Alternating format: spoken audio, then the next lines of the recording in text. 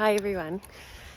I'm just on a walk just now and yeah, just weaving in and out of the streets and just studying nature for a little bit. Though I just wanted to share. Some people know, some people obviously don't.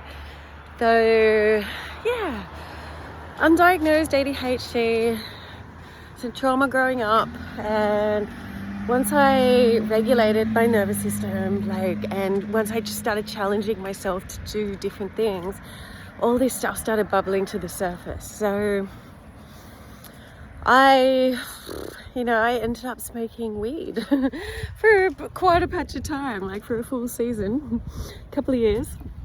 And though, yeah, I've just felt guided to be clear. Just to be clear, like it's not even a big give it up and things like that. Though it's been over a week now, and yeah, I guess I just wanted to, lovingly share and remind us it's not even about saying everyone has to jump on the bandwagon and things like that. Though sometimes if you're being invited and being called just to be clear for a season, then, to trust that. Though I would say as well to not just, stop, doing the thing. And yeah, you gotta shift the energy, shift the moods, clear energy and things like that. So just, someone's got their slides here, shoes. There's Islander guys that live there, I bet it's one of theirs. Yeah. So anyways, I just wanted to do a brief little share. I'm just on my way back from a walk just now. And to be honest, guys, there was one night, because it's sort of like you got one bullet left in the house. I know that sounds terrible. But yeah, I've got one, sort of puff, left in the house. And though the other night I was pretty bloody tempted, to be honest, but I was hormonal. And so I could have, I freaking nearly did. I checked the cupboard to see if there was any there, and there was just one little bit, and though I decided to dance around my lounge room for about 6 songs and just sing and dance it out. And by the time I danced out to 6-7 songs, I was good. I was actually good.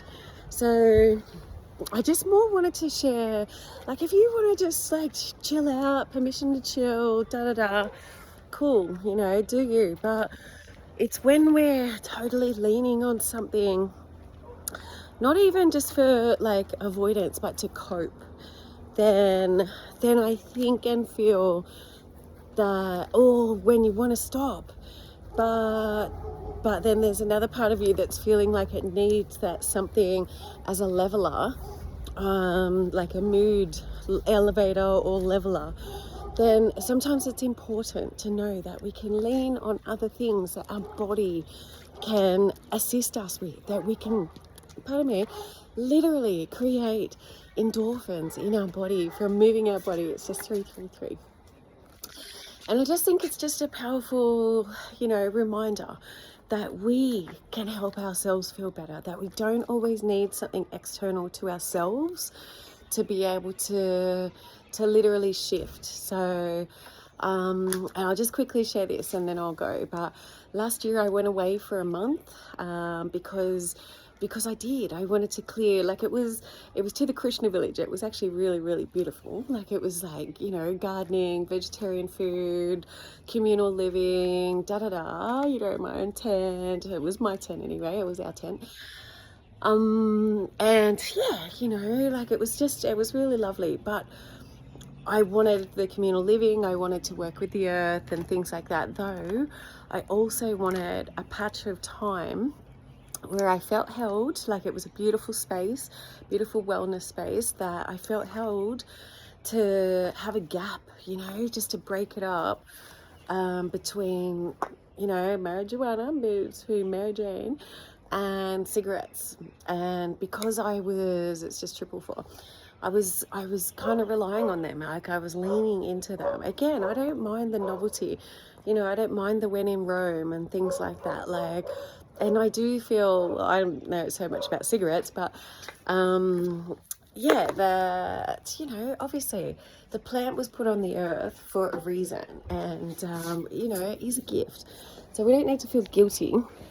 It's not like the old days of the law, you know, just like, yeah, getting thrown over a bonnet and handcuffed for relaxing. Hello. Though, just to be able to be in power of our own selves. And so, yeah, so I did. I went away for this month, and it was, yeah, it was a beautiful, beautiful time. But there was one time there where I was really stressed. It was hormonal as well, but again, it doesn't matter the reason why. And I had this knot in my stomach, and it was pretty full on. Like, it was a pretty intense sort of few days. And I remember, like, there was a communal sort of space that we could go and sit and da da da. And I got my writing material, and I went to go and sit over there and journal and write in my notebook, and, you know, with my pen and whatever.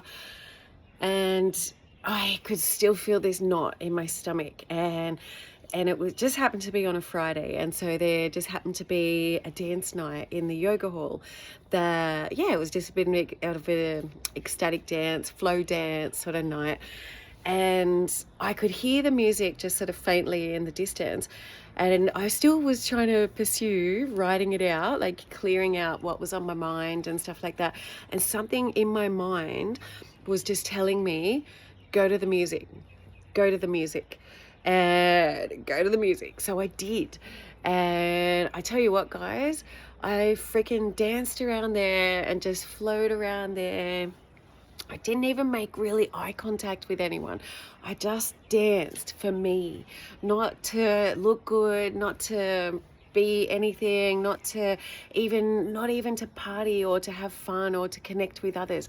I did it to clear energy for myself and to reconnect to myself and to my body and get out of my head, because that's what it's like a lot of the time. We just sit in this 5% region in the conscious mind, and we forget that our subconscious is the 95%, that we really do need to get this on board to shift a gear, to move the needle. So anyways, I just like I'm saying, I just want to lovingly empower, you know, and remind that we can be the tool. We can do it ourselves.